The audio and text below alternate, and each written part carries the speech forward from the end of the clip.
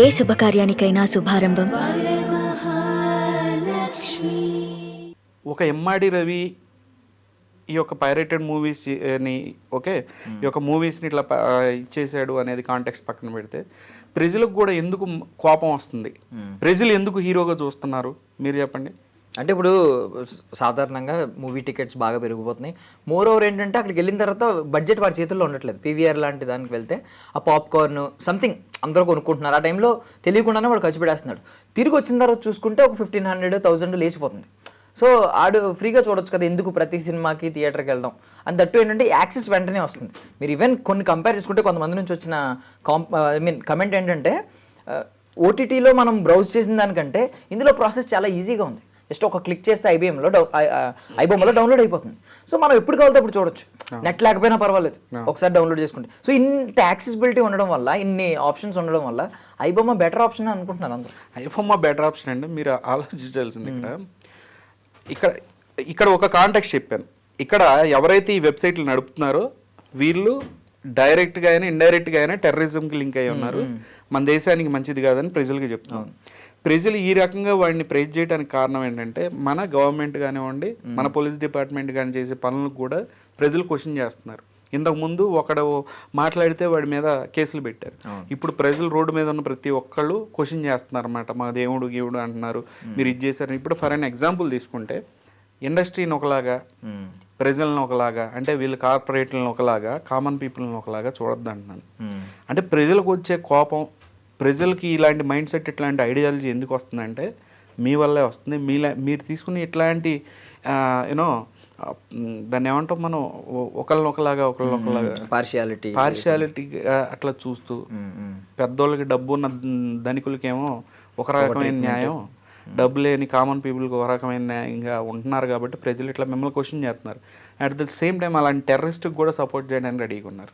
నేనేమంటాను, ప్రజలు 100% కరెక్ట్ కాదంటలేదు నేను. ఇక్కడ ఏంటి 90% ఎందుకు కరెక్ట్ అంటున్నానంటే 10% ఎందుకు రాంగ్, వాడు టెర్రరిస్ట్ అది పక్కన పెడితే ప్రజలు ఎందుకు ఇవన్నీ చూసి పాప్కార్న్ ఏంటి 500, 400 అమ్మటం ఏంటి, లేదంటే ఈ రకంగా సినిమా రేట్లు పెంచడం ఏంటి. ఓటీటీలోకి వెళ్తే సబ్స్క్రిప్షన్లు మన ఇళ్ళు ఈఎంఐలు, బైకులు, కార్లు ఈఎంఐలు లాగా ఎవ్రీ మంత్ ఆటోపేలు కట్ అవుతుంది. ఏ సబ్స్క్రిప్షన్ అయితే ఉండదో దాంట్లోనే ఆ సినిమా రిలీజ్ చేస్తారు, మళ్ళీ ఆ సబ్స్క్రిప్షన్ కొనుక్కోవాలి.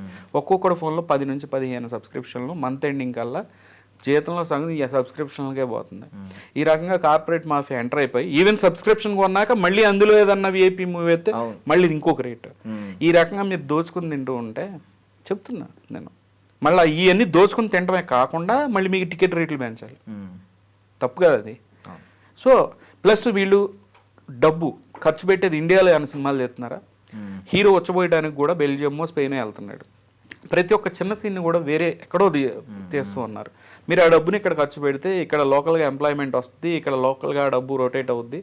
సో ఇక్కడ ఎన్నో ఎకో సిస్టమ్ బాగుపడింది. ₹1 ఖర్చు పెడుతున్నారు ఇక్కడ.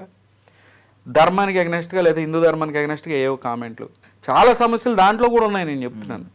సో ఈ రకంగా ఉంటే ప్రజలు ఎలా ఉంటుంది మైండ్ సెట్ ఇట్లానే ఉంటుంది. మీ మీద కక్ష సాధింపు చర్య ఎట్లా చేయాలని అంటే ఇది ఒక మార్గం దొరికింది కాబట్టి వాళ్ళు అట్లా బిహేవ్ చేస్తున్నారు. కానీ వాళ్ళకి ఇష్టం లేదు బయట అట్లా చూడటం, థియేటర్కి వెళ్ళి చూద్దామని అనుకుంటారు. చెప్తున్నా, వీటిలన్నిటికీ ఆన్సర్ కావాలి కదా. అరెస్టులు చేయాలంటే అందరినీ చేయండి. ఇంతకుముందు ఎవరు ఈ యొక్క మెట్రో మీద యాడ్లు వేశారు, వాళ్ళని ఇంతే అరెస్ట్ చేశారా? చెప్తున్నా, అడుగుతున్నాను సార్ నేను. సో ఇట్లాంటి పార్షియాలిటీ వద్దు, చేస్తే ఫెయిర్గా చేయండి. లేదంటే సగం ఇట్లా చేస్తే కనుక ప్రజలు ఇంతే బిహేవ్ చేస్తారు. ఇంకా ముందు ఏంటంటే పొరుగు పోయిద్దని అంటున్నా. ఇప్పటికే సగం పొరుగు పోయింది అనేది చెప్తున్నాను నేను. సో ఇప్పుడు మన ఇండియన్ ఐటీ యాక్ట్ ఒకటి ఉంటుంది, లేదా ఇండియన్ సైబర్ లా ఉంటుంది. వీటికి పవర్ అంతే ఉందా? అంటే ఇప్పుడు ఇలాంటి నెక్స్ట్ ఇంకా వేరే ఐబొమ్మ ప్లేస్లో యూ బొమ్మ ఏదో పుట్టుకొస్తుంది, అతను కాకపోయినా ఎమ్మాడి కాకపోయినా ఇంకొకరు ఎవరొకరు పుట్టుకొస్తారు ఉన్నాయి కూడా. సో వాటిని మనం ఆపలేమా? కంప్లీట్గా ఆపడానికి ఏమి పవర్ఫుల్ చట్టాలు కానీ లేదంటే ఆ డేటాబేస్ కానీ మన దగ్గర ఉన్న సెక్యూరిటీ డేటాబేస్ కానీ సరిపోవంటారు? మన లా ఎల్ఓసి దగ్గర ఆగిపోయింది. ఎల్ఓసి అర్థమైంది కదా, లైన్ ఆఫ్ కంట్రోల్. మన దేశానికి ఉన్న లైన్ ఆఫ్ కంట్రోల్ దగ్గర మన లా ఆగిపోద్ది. దాని తర్వాత ఇంకో కంట్రీ లా స్టార్ట్ అయ్యింది.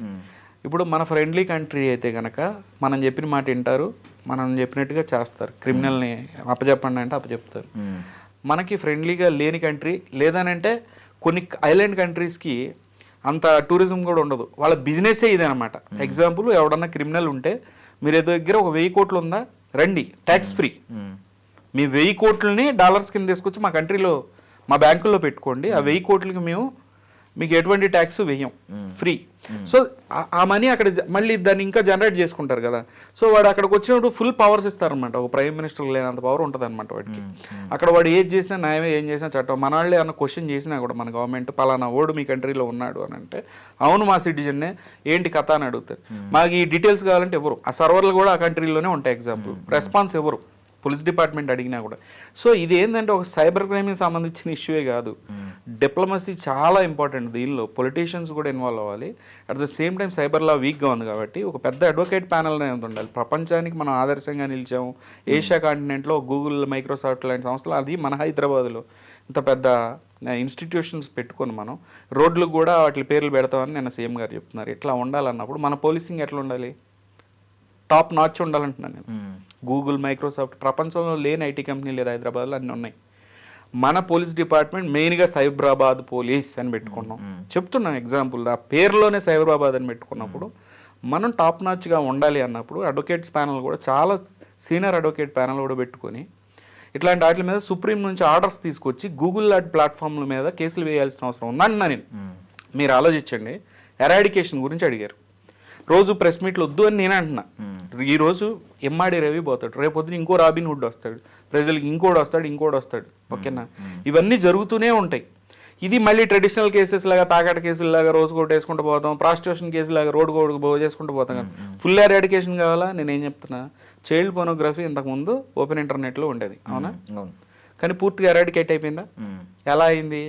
గూగుల్, మెటా సంస్థలు ఏంటంటే దాన్ని ఫిల్టర్ చేయగలవు, ఆ టెక్నాలజీ ఉంది. ఓకే, ఆ యొక్క కంటెంట్ ఎన్ని డొమైన్ స్విచ్చింగ్లు చేసినా, ఏ రకమైన ఫైల్ హోస్టింగ్ చేసినా రావాల్సింది ఫైనల్గా దేంట్లో, వాళ్ళు ఎంబెడెడ్ ప్లేయర్స్ పెట్టినా, ఎంబెడెడ్ ప్లేయర్స్తో ఇలాంటి సెక్యూర్డ్ లొకేషన్ నుంచి పుల్ చేసి పబ్లిష్ చేసినా, టెలికాస్ట్ చేసినా, ఈ యొక్క వెబ్సైట్లని, ఈ యొక్క ఆ కంటెంట్ని బ్లాక్ చేయాలంటే కనుక గూగుల్ ప్లాట్ఫామ్ లెవెల్లో, ఓకే, బ్రౌజర్ లెవెల్లో చేయొచ్చు కదా. చేయొచ్చు.